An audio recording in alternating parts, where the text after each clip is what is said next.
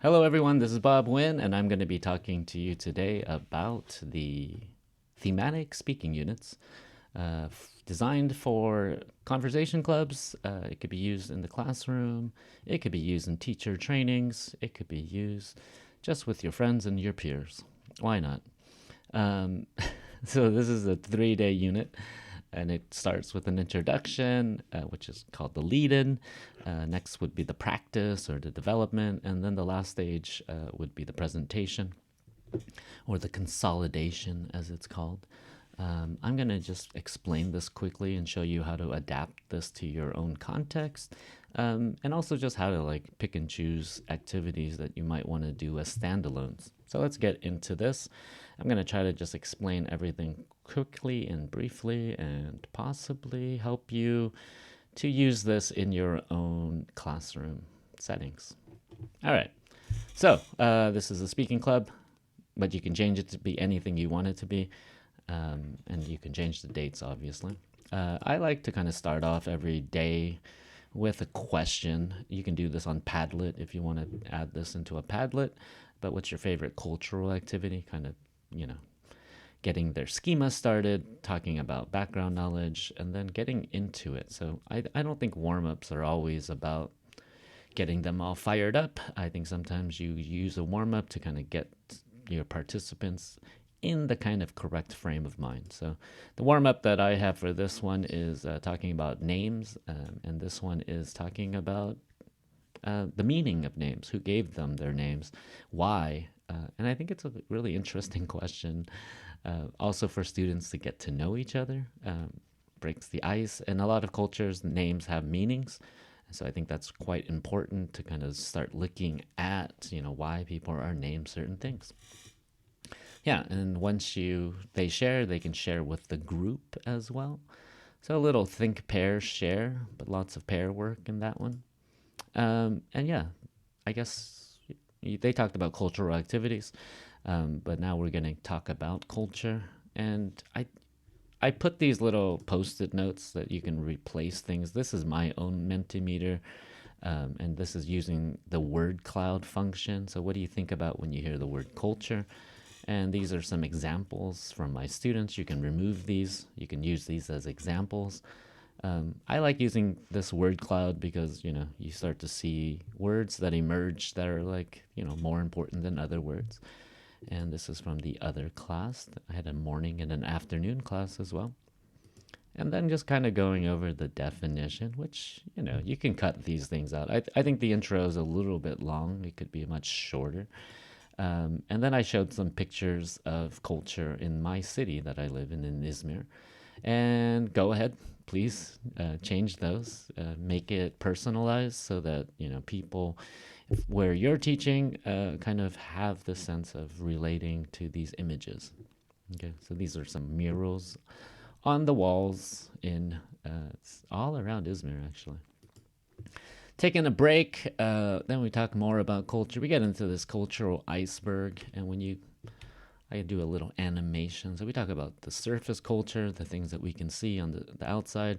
Then we talk about the deep culture. And there's a lot of terms. And this might be a good opportunity, depending on the level of your students, to kind of look up these meanings. You might even want to ask, maybe there's more understanding of this. And yeah, then we see the whole iceberg. What is it? 10% is on the surface, 90% is underneath. And there's a video. It's not the best video. I'm not going to play it. It feels more like a warm up or, sorry, a review. That's something that you can cut out or find something of your own. I go into surface a little bit more. I've gotten some images from Google that I've used in this classroom. This is the Dondurma man, the ice cream man. He always plays jokes on people. It's something that Turkish people know. This is like if you're a tourist, this might happen to you. They'll never give you the ice cream. They have like 5 different cones. You can show images of food from Izmir. This is stuff that's famous from here. They all have different names. So usually this is simit, but in Izmir they call it gevrek. So yeah, students know that, different things, dances, the whirling dervish in Konya. different dances, and talking about symbols and images, iconography, Kemal Ataturk. Um, so yeah. And of course, if you're not in Turkey, please change these images to things that you find are important. Or if you don't know, have your participants actually find these images for you. Do kind of change it up a little bit.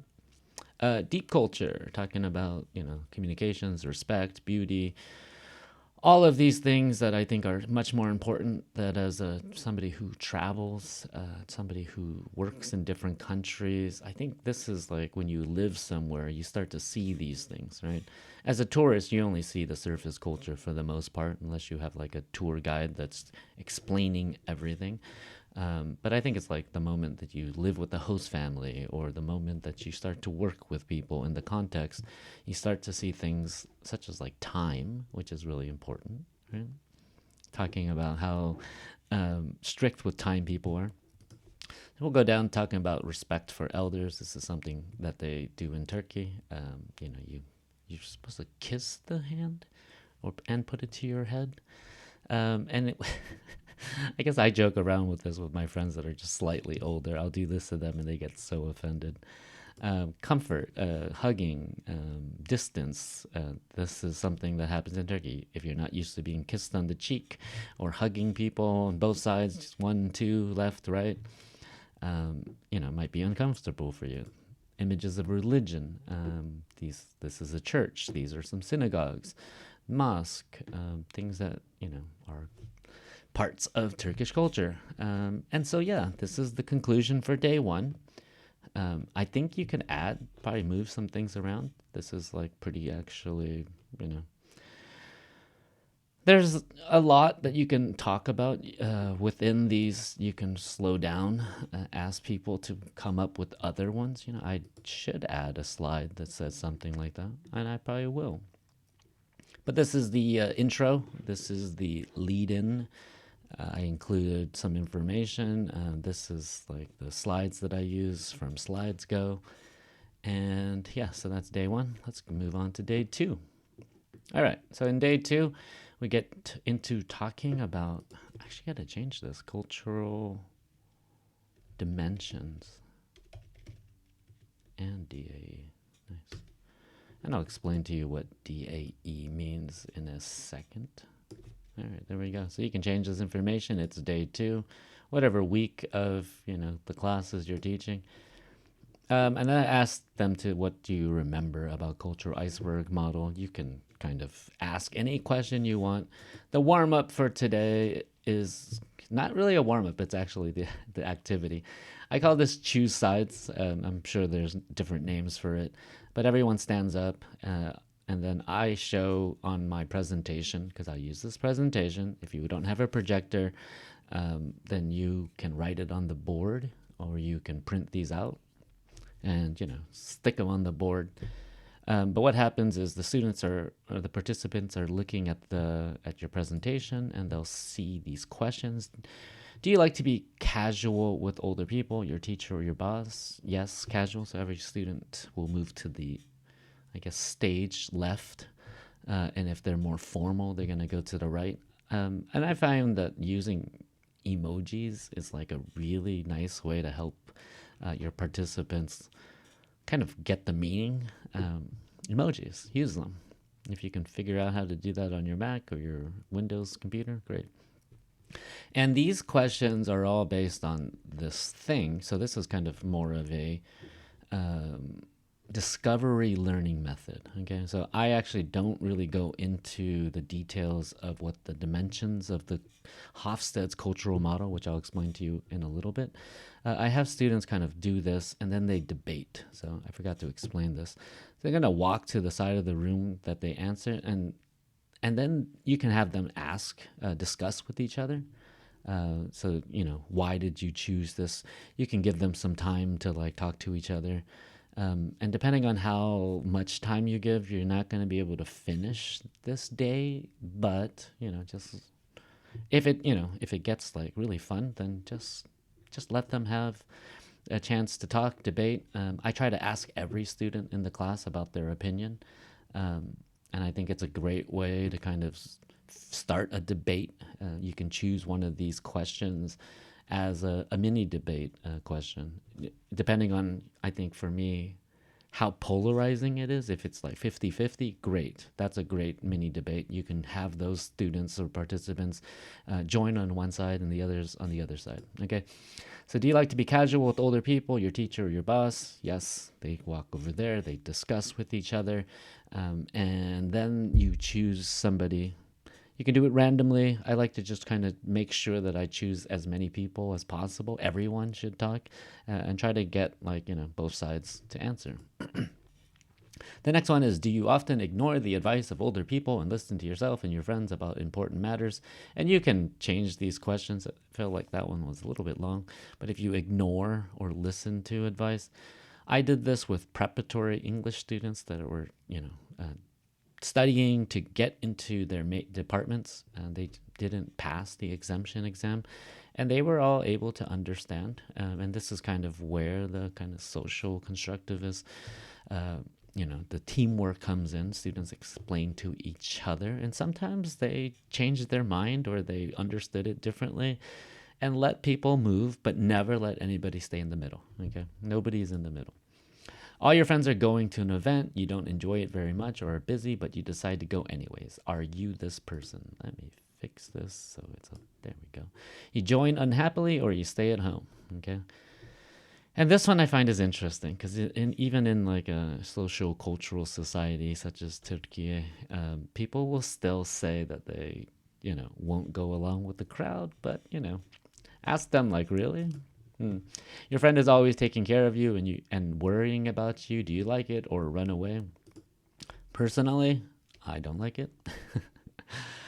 Do you like to work with other people or alone with others? Alone, right? And a lot of my students had bad experiences in high school with group work because they never actually did proper group work. So a lot of them do like to say this alone thing. And so, you have to kind of question whether or not this is the norm, if this is just like an anomaly. I can't say that word.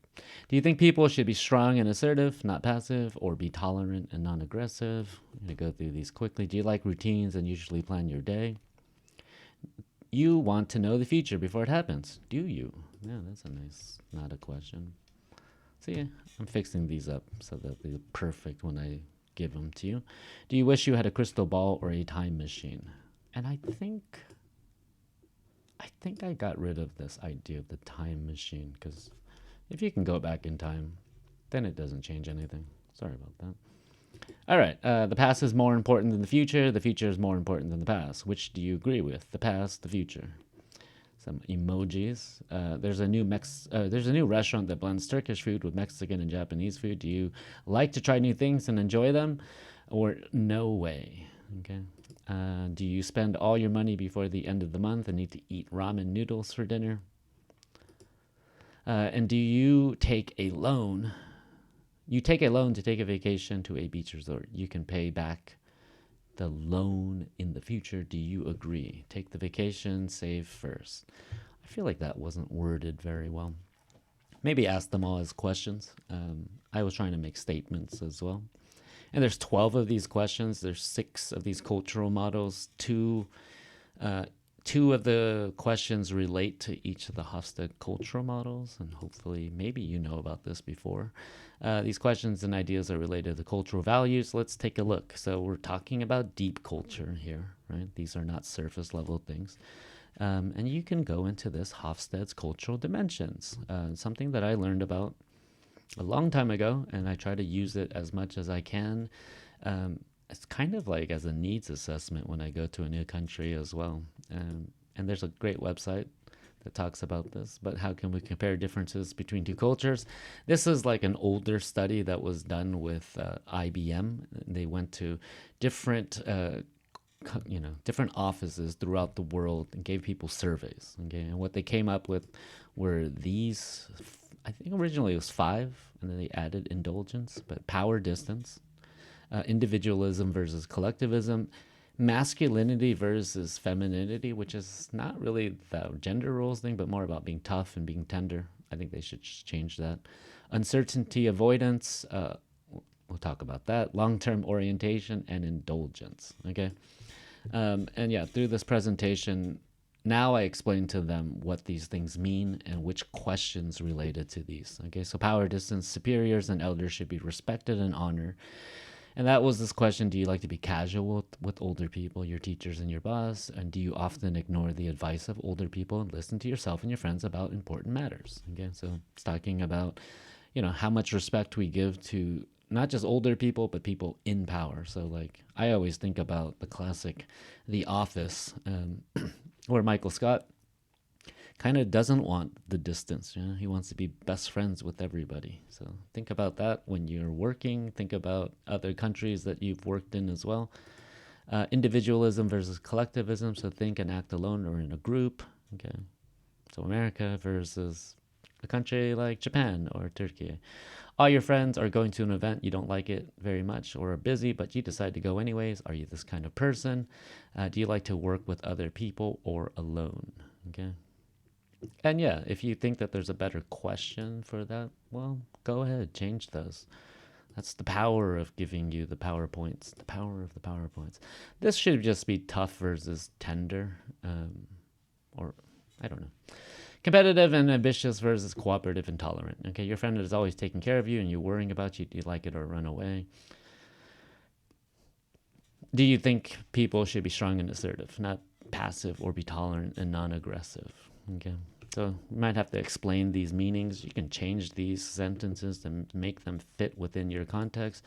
Uncertainty avoidance, rules and regulations versus unpredictable situations. Okay, and I found that this one kind of relates to different things like natural disasters, wars, things that happen in countries.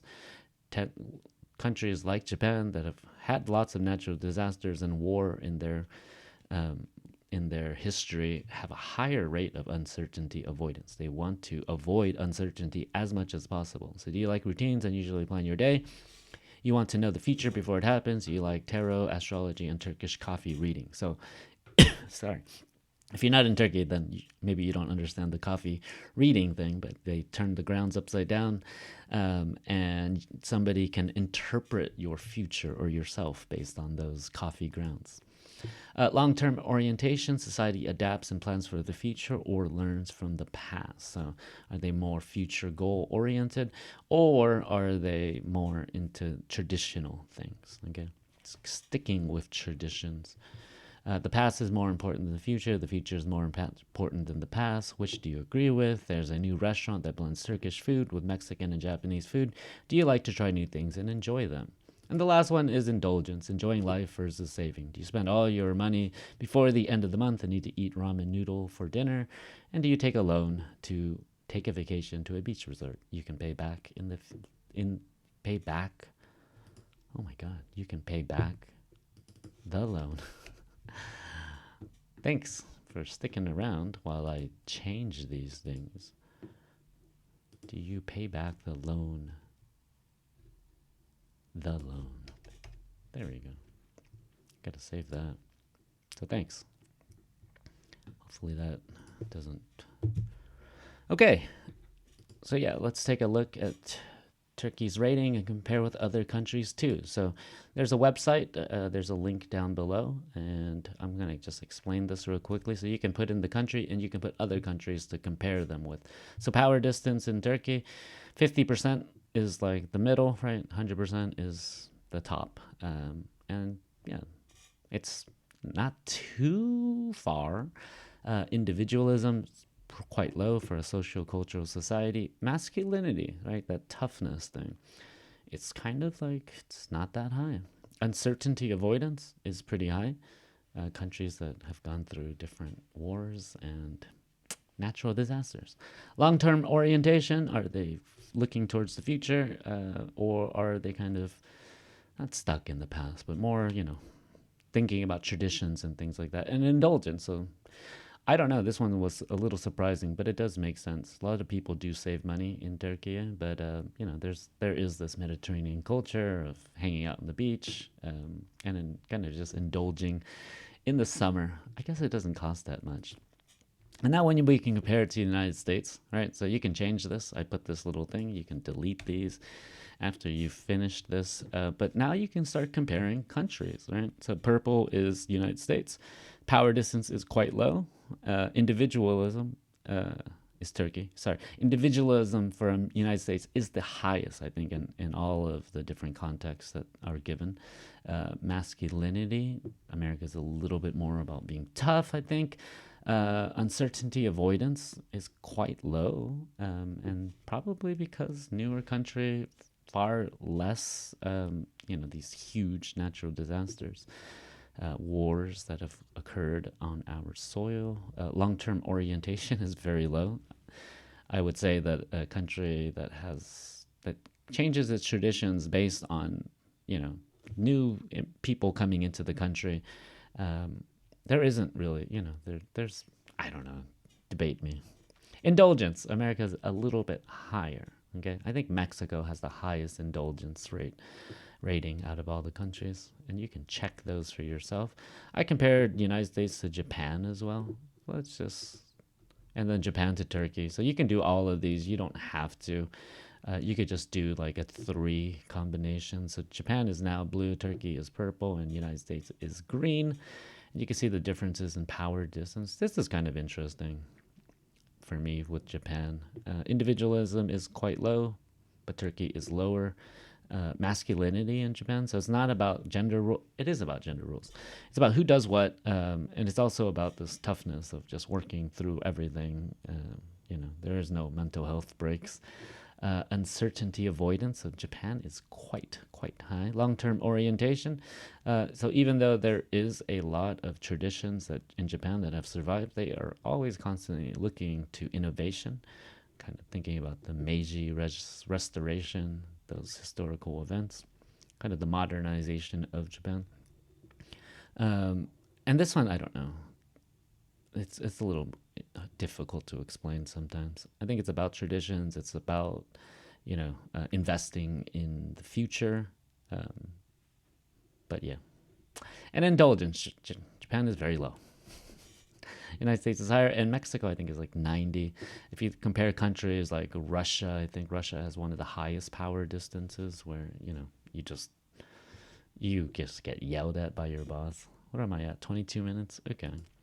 And then I give a link, a QR code to the Hofsteade thing, so let students now or participants look up different countries, let them compare, and then take a break. Okay, and that's probably gonna take you a long time to go through all of this material. It's pretty dense. I think it's important for the presentation part. And the next part, so this, if you go over a bit, I would just kind of explain this. So this is originally called Culture DIE. I didn't like that acronym. It was DIE, but originally it's describe, interpret, and evaluate. I've changed it to be analyze. Okay, so describe, analyze, evaluate. Okay, and so the first thing you do is just describe scientifically, right? Observations. You're a scientist. Just describe what you see. What is the question? The next one is analyze. I didn't like interpret. So if you're looking this up on the internet for more materials, you might want to look up something like Culture DIE. Think about the reasons why people may do something like this. Okay, and the question here is why. Evaluate is the feelings, the judgments. So basically what this method is trying to do is slow people's evaluations, their judgments, before they actually think about what is actually happening, why it's happening. This is also a good way to do like metaculture, kind of reflecting on people's own culture, asking them why they do certain things, which is a really great way to increase critical thinking skills, right? And reflect. Finally, how did you react to it? Why do you react this way? How do you feel? Reactions. Okay. How is the question here? How do you feel? And this is also, if you look this up, it's considered nonviolent communication. This is how you kind of do conflict resolution, how you can understand your partner better by kind of slowing down, describing to them what happened, analyzing why you think it might happen, because you're angry. No, because you're tired, and because blah, blah, blah, you've been going through a lot. And then saying, hey, that made me feel sad. or something like that. Okay. So here's a little overview again. Describe, analyze, evaluate. Okay. And I've done this. I actually got this from another relo, David Fay. Thank you. And I've used this in my classes for speaking activities. I think this is a better way than doing that. What are, describe the picture. What are they doing? I find that this one actually kind of changes people's ideas, opinions. It makes them, I think, look at the world in a different way. And I've had students give me feedback that this one activity allowed them to actually see the world in a lot different way.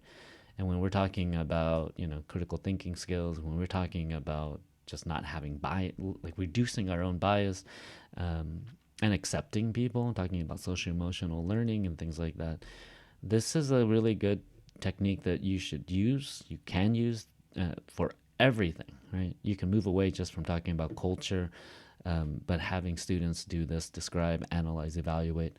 And I think it's a very scientific way of kind of exploring these ideas. So DAE, and I'm using pictures. This is Nasrettin Hoca, and it's from Turkey, but kind of all around this area. And I have students look at the picture, and they know, right? So find something that's well known in the culture. Have them explain to you. There's an old man riding a donkey backwards. He is dressed like a rich, powerful man, maybe. And anything, if there's like colors. The next thing is why. And they can say anything. These are guesses as well, right? But he's a funny man. I don't know. That's what I would say. But he's doing it actually to kind of expose the the hypocrisy in a society. It's kind of like the Don Quixote. But, and this is something that children watch as cartoons and things like that in this context. And hopefully you can find something. You can have your colleagues help you find things. And now, they can say whatever. They can say, I liked it. It's something that reminds me of my childhood. I think he's silly, blah, blah, blah. Here's another one. So describe what's happening. What hands? What's the man holding? And I let my students describe this. And so I didn't write this out. And just kind of helping them to explore their language use, but there's a couple. I wish it was kind of bigger. Maybe I'll have AI fill this someday. But there's a red string that's tied to the couple, and somebody has a scissors and is cutting it. And this is a part of a wedding ceremony, okay, before or after. I'm asking my students. And this is before the actual wedding ceremony itself, but somebody comes. And sometimes you have to bribe them, the guy, to cut the thing. And once they cut it, then they can get married. I'll explain it more. It might be something that they think is cute. The couples in Turkey, let me read this to you, usually get engaged with a smaller unofficial ceremony among friends and family and friends. At this ceremony, the two, tied to each other, yet by another red ribbon, are put on the fourth ring of the right hand of the couple. You can read this. But try. This is getting long. I'm going to try to go quickly, finish in 30 minutes. I won't. All right, so let's become intercultural experts. I'm going to show you some more interesting images. Practice slowing down and not judging. Try to observe, understand, analyze, and find the reasons. Then you can give your judgment. So I think you might have to do this in 4 days. I was able to do this quickly. And the presentation the next day, there is kind of more of a warm-up. But I show pictures like this, okay? And most people go, ew. But once you kind of tell them, this, the framework for this, nobody, I don't know. I didn't find that people were like overreacting. I'm going to just go through these slides. Describe facts, observations, what? There's a boy in a red sweater, yellow pants, petting, feeding many rats. He's holding a smartphone. He looks like he could be from India. That's, somebody would say, from whatever country. The rats are drinking, eating something white. Okay, why? And most students do guess it's some kind of religious ceremony, or that this boy just likes rats, which is a good answer, right? I mean, they're trying to come up with reasons. And they're analyzing. So now they're trying to figure out why somebody would do something like this, because maybe they wouldn't. 'cause, yeah, maybe the boy likes rats. And how do you feel? And you can, you can do whatever you want. This is when they can say this is disgusting. The next one, I think this is a very interesting image, and from the Birmingham bus boycotts. And it's something I listened to on a Malcolm Gladwell episode that kind of said that this image isn't actually what it seems to be. And you can look that up. I'm not going to go into too much details, but there's an African American man being attacked by a dog. How does he look to you? And yeah, if you look at him, is he terrified? Look at the people. Are they terrified? Are they angry? Are they just curious, right? It's an interesting image, and this is the thing that launches this international scrutiny of the United States and the Jim Crow era. Analyze explanations, reasons why, racism, civil rights movements. So most students will get this, knowing the history of the United States, but they might call it police brutality or something else, right? Evaluate, how do you feel? How does that make you feel when you see an image like this? And yeah, let students kind of explain to, they can feel it whatever way they want. It's important. So those were practice things. Hopefully you'd be able to get through some of those. And if not, then I would just do this, split this up into 4 days. But yeah, this I think is really important. And yeah, there's the credits as well. Let me save that so I don't lose it. And I'm going to talk about day 3, the final one. So this is culture presentations. Did you watch anything interesting on TV about another culture? So, students who watch Netflix, anything, ask them a little question. You can change it up. And so, yeah, the warm-up is we're going to practice doing this DAE again. Describe, analyze, evaluate. Let's practice one more and do a group activity. Okay, so these are the old slides, so just go through these quickly. These questions and ideas are related to deeper cultural values. Let's practice together. All right, so I'm going to just go into the slide. So then I show pictures. And you can change these if you want, if there's something that's more interesting to you. But I would stick with different cultures from around the world. But yeah, there are 2 men walking, holding hands, somewhere in Africa. Somebody said India, doesn't matter. Ethiopia is the actual country, and men show friendship and affections in different ways around the world. Okay, somebody might say because they're gay, and that is a good analysis, right? But then when we know the context, we can kind of illuminate people. The affection that people show in different countries between men, boys and whatever, is different, and people judge these things in different ways, always. And then, yeah, how does it make you feel? And some people will say it makes me happy. They're having they're just walking, having fun. I think this one I didn't use, but this is what? The Amish barn raising, people, the Amish religion in the United States help each other raise barns. Usually happens in June or July. I think I removed this. I think it was like way too much. And I'll leave it in if you guys want to use it, but otherwise remove it or just skip over it. So we did that. That's the warm up. And the activity is that I give them these images. There's like a Google Docs here that you can like open. I'm not gonna open it. Maybe I should.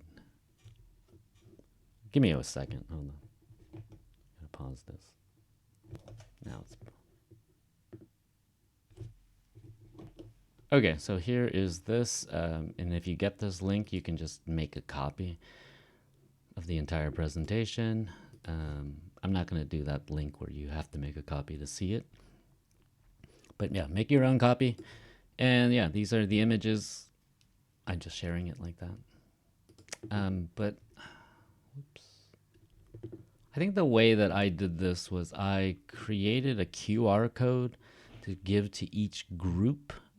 You can have the image printed out, but each group should have their own image. And I had a smaller group, So you could actually use one of these images as another example. But these are some of the examples. I explain what's happening there. So each group would get one of these images and they would do the describe, the analyze, the evaluate. And if there's 3 or 4 group members, then each student can say something. Like one student can do the describe or the introduction, the describe, one can do the analyze, one can do the evaluation, or all of them can do it. And maybe the person that does the evaluation can kind of do a conclusion of what they think. Okay.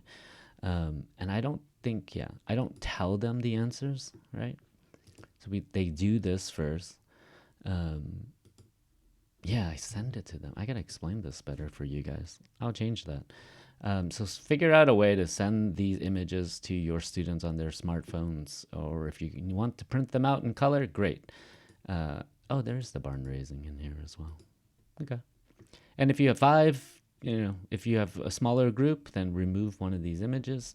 I think I just had like 16 students, so I put groups of 4s, and each one of these has a number, so you know which one it is.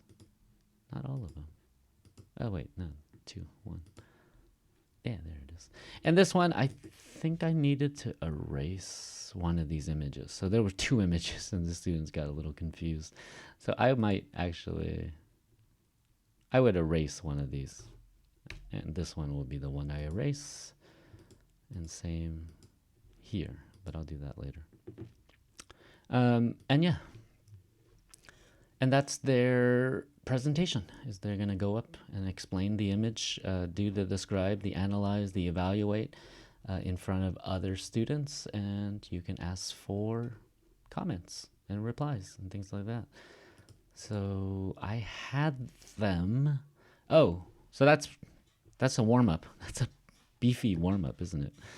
And there should be a break slide somewhere here. I'll add that. There is a break.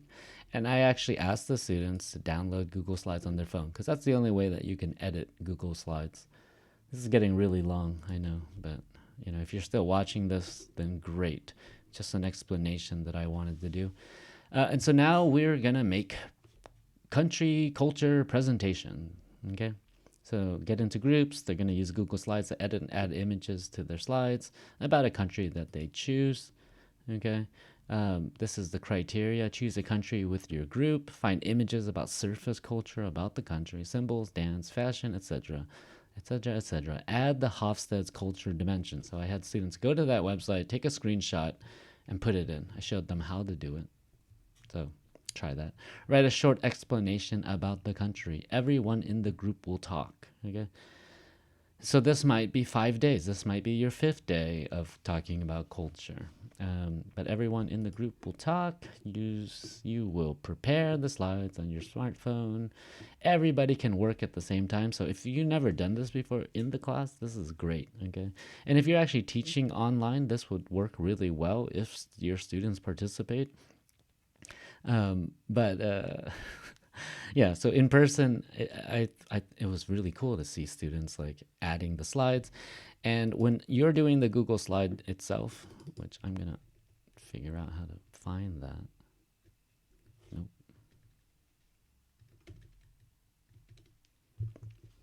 You get into this. This is the things that my students made.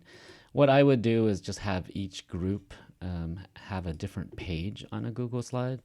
And so it's kind of cool. They can see each other's, other groups working, which I think helps them. And it kind of makes it all look similar, but, it's still cool. I did this one about Ethiopia. So if you want to model this for your student, I went in, I did all the editing. I added the images. And this is a great way to scaffold so your students see what you're doing. So choose your country that you want to talk about, copy and paste, make a screenshot of the Hofstede's culture dimensions, add images, surface culture.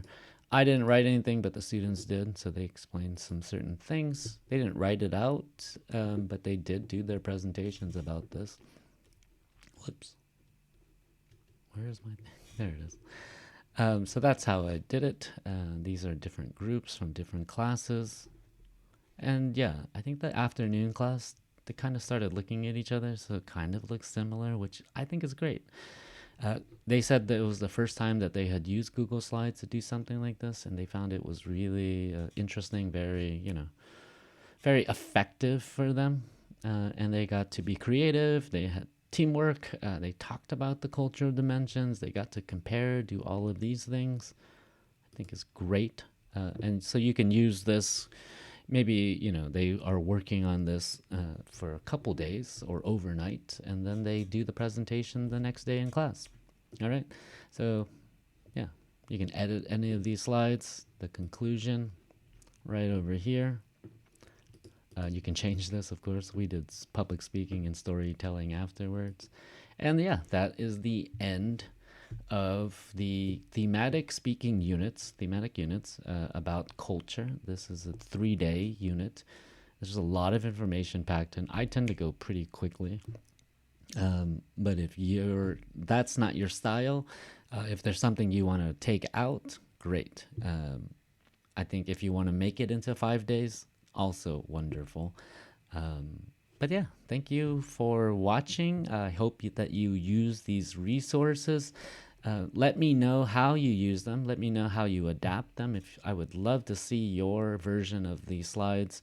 And yeah, you can share this with as many people as you want. I'm going to just kind of do a watermark on certain things. And just credit me. That's it. I credited SlidesGo, so credit me if you are going to use this in your class. Let me know how it goes, and I hope that you get to a better place of cultural understanding with you, your students, and the whole world. So thank you very much. Thanks for watching, and I hope that helped. Have a great one. Bye.